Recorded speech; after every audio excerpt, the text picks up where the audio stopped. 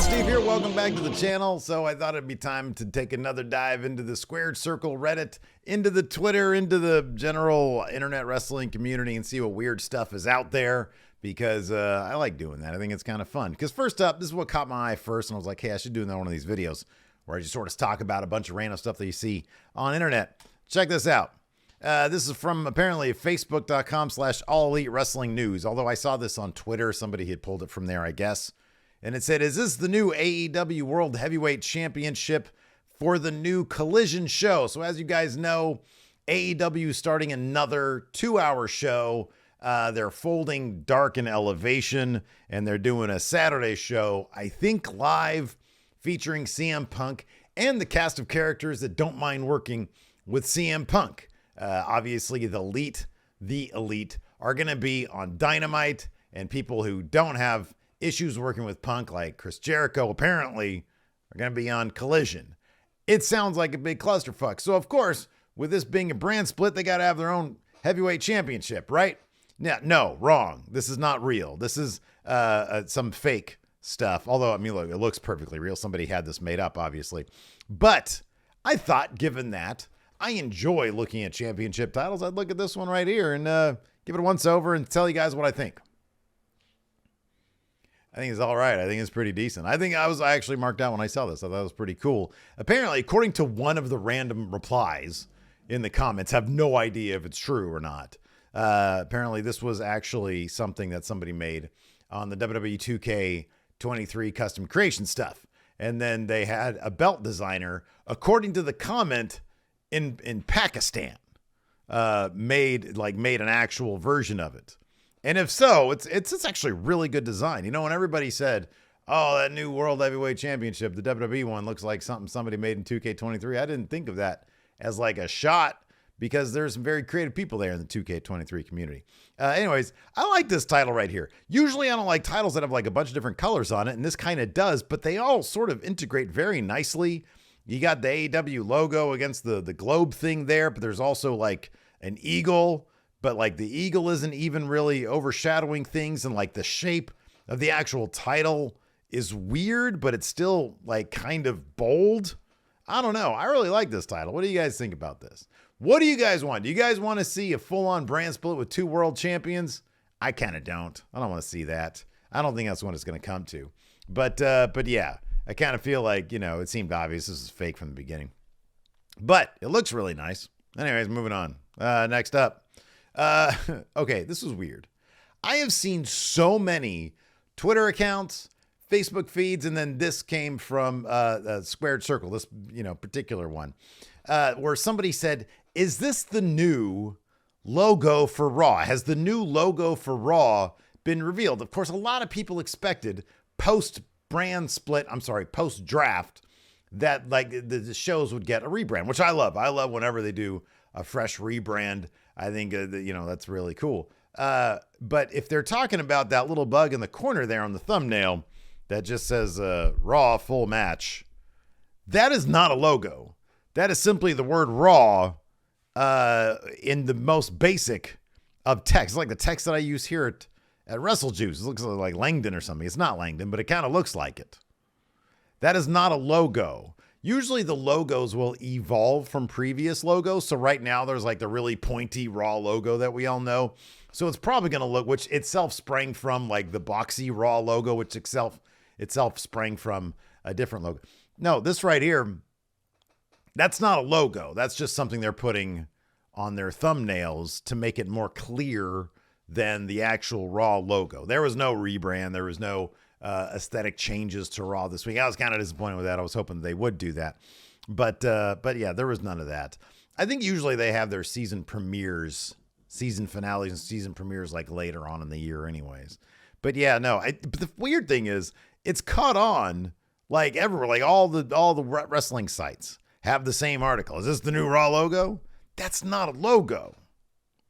It's just the word in the most normal font. You got to dick with it for it to be like a logo. I mean, basically, you got to do something with it if you're creative at all. I know there are some that are just like the word, like Apple Plus, Apple TV Plus, or whatever is Apple in like whatever that font is. But no, that's not. I don't know. People go overboard sometimes. They're trying to get them clicks, man. I'll probably use this on the thumbnail here, though, to get some clicks. Not going to lie. Probably going to do that. Everybody else says, why can't I? Anyways, moving on. I forgot I did this. I did a window where I Googled WWE Custom Raw logos 2023. These are all dog shit, too. This one right here.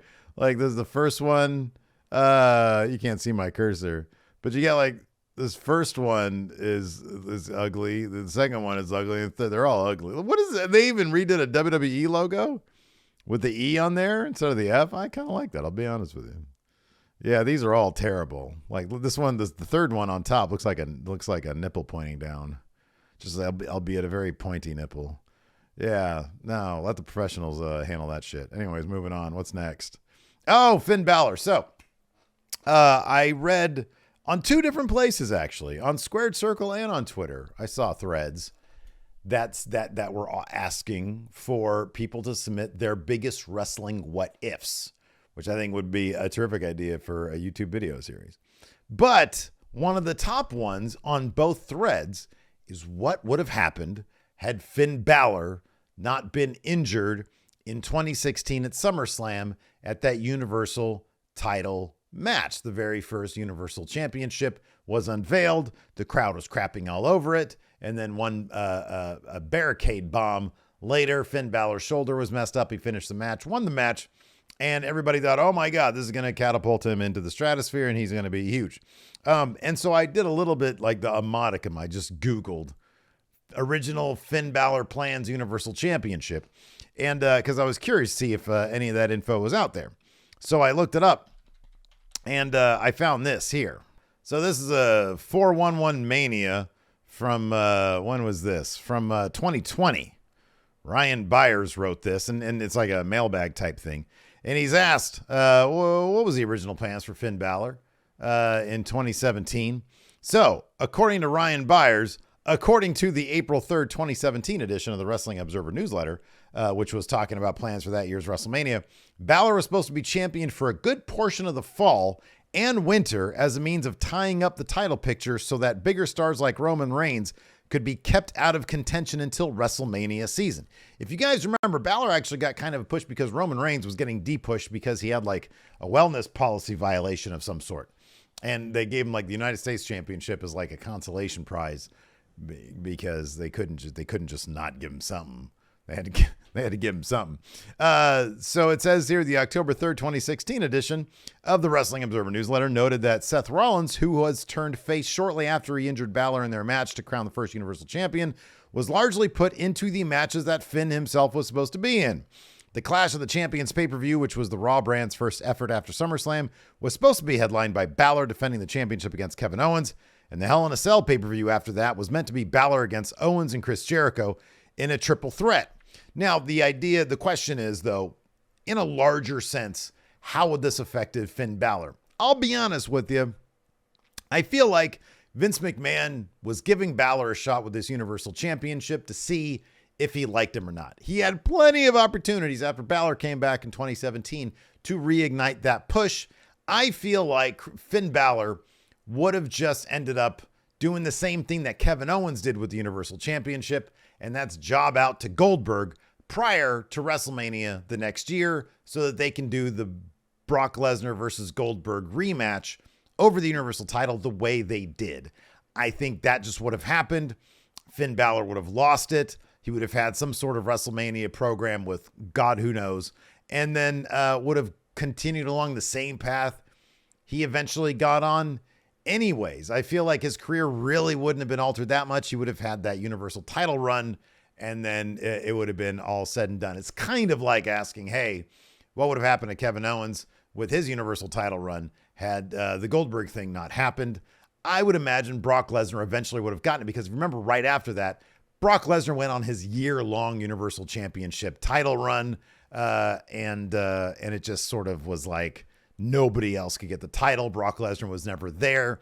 And all the guys who really should have been getting that sort of main event level status, guys like Samoa Joe, Braun Strowman, Seth Rollins, Finn Balor, Kevin Owens, they were relegated to the upper mid card and Brock Lesnar was just hogging the Universal title, all just to get it on Roman Reigns, and all that was just all for sort of nothing anyways, because it wasn't until 2020 Roman's tribal chief thing that anything really of substance happened with Roman Reigns. So yeah, I'll be honest, this is a terrible answer, but I kind of feel like it's the realest one. Finn Balor would have still been in Judgment Day today.